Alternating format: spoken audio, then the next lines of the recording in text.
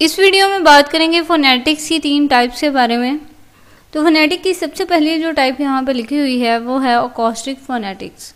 यानी हम acoustic phonetics में हम देखते हैं कि उसकी फ़िज़िकल प्रॉपर्टीज़ क्या हैं साउंड की, यानी हम उसको फिज़िकली कैसे प्रोनाउंस कर रहे हैं या बोल रहे हैं, कैसे हमारा साउंड जो है क्या है, यानी हमारी आवाज़ कैसी है, लो है, हाई है, या हमारी वॉल्यूम कैसा है। हम उसके सिर्फ फिज़िकल एस्पेक्ट्स को देखेंगे, हम ये नहीं देखेंगे इससे हम जो बोल रहे हैं उसका मतलब क्या है, हम जो बोल रहे हैं वो कौन कौन से उसमें ऑर्गन्स यूटिलाइज हुए हैं। तो ये अकॉस्टिक फोनेटिक्स के बारे में था। अब देखते हैं आर्टिकुलेटरी फोनेटिक्स के बारे में।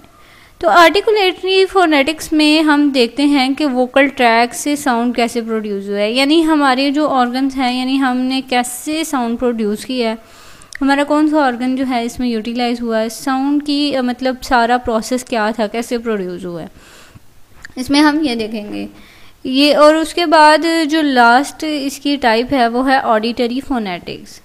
अब ये जो है इसमें हम स्टडी करते हैं कि साउंड को नेक्स्ट पर्सन जो है उसने कैसे परसीव किया है, उसे कैसे साउंड जो है मिला है, या उसने कैसे उसको अंडरस्टैंड किया है उस साउंड को। इसमें हम ऑडियो विजुअल की बात कर रहे होते हैं कि नेक्स्ट पर्सन जो है उसे कैसे हमारी साउंड की परसेप्शन हुई है, ये सारी चीज़ें।